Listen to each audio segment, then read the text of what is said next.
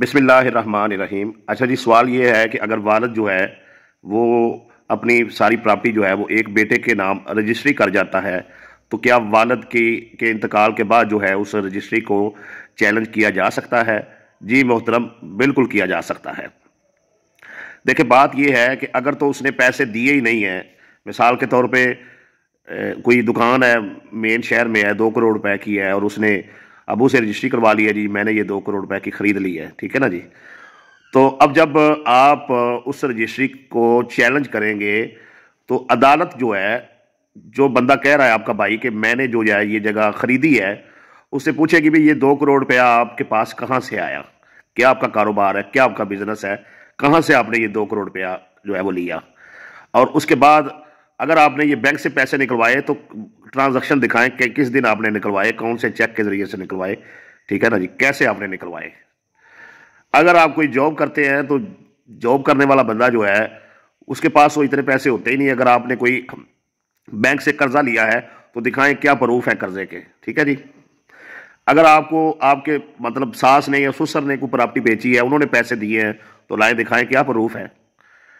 तो जो बंदा जिसके नाम रजिस्ट्री हुई है उसकी जिम्मेदारी है वो अदालत में ये प्रूफ करे कि पैसा कहाँ से आया, किस तरीके से आया, क्या आपका जरिया आमदन है, किस तरीका कार से आपने दिया, और आपके अबू के अकाउंट में 2 करोड़ थी, जारी बात है बड़ी रकम है, कैसे उन्होंने अकाउंट में रखे, कहाँ पे बांट दिए, कहाँ पैसे लगे, ये सारी तफसीलात जो है वो अदालत चेक करेगी।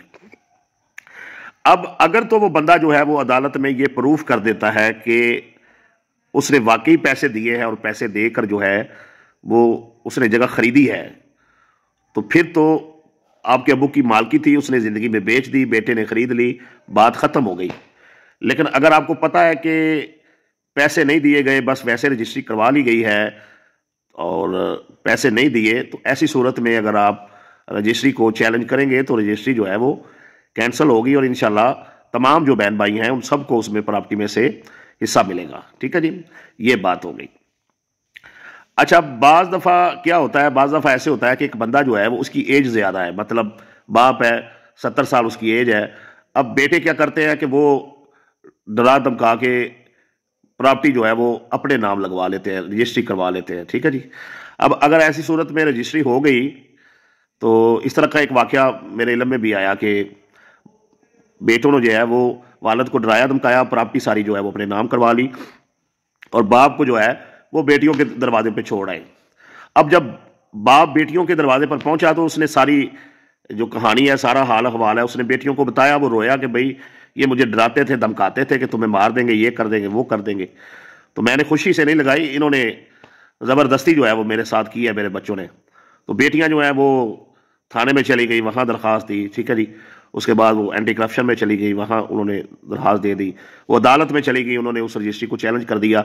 बाप ने वहाँ पर जाकर बयान रिकॉर्ड करवा दिया कि मेरे बच्चों ने मेरे साथ जो है वो ज़बरदस्ती की है और मुझे डरा धमका के ये प्रॉपर्टी अपने नाम लगवाई है, मैंने सेल नहीं की है।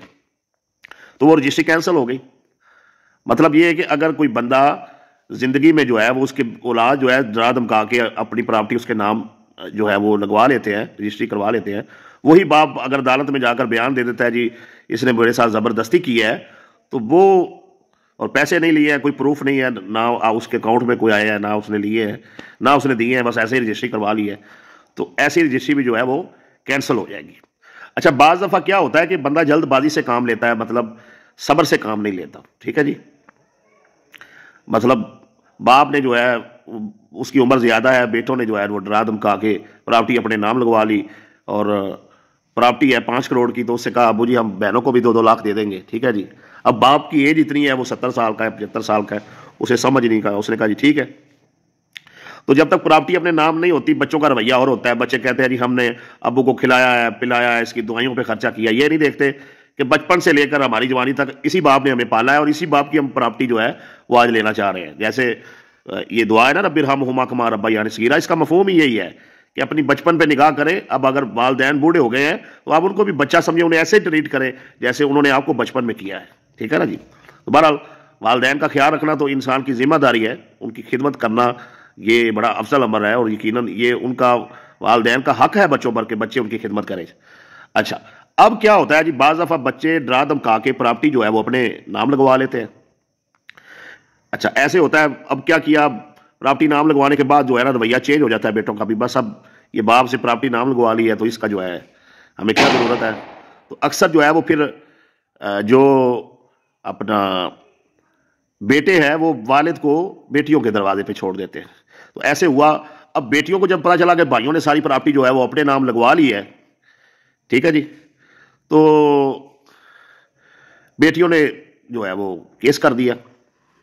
मिसाल के तौर पे हिबा हुआ है, उसे केस कर दिया। अब जब दोबारा मामला अदालत में गया तो जो बेटियां हैं उनके खिलाफ वालिद ने फिर बयान दे दिया, मिसाल के तौर पे रजिस्ट्री करके दी है। तो वालिद ने कहा नहीं जी नहीं, मैंने बेच दी है, बस मैंने पैसे ले लिए। वालिद ने फिर डर गया और फिर उसने बेटियों के खिलाफ बयान दे दिया। तो ऐसी सूरत में रजिस्ट्री कैंसिल नहीं होगी।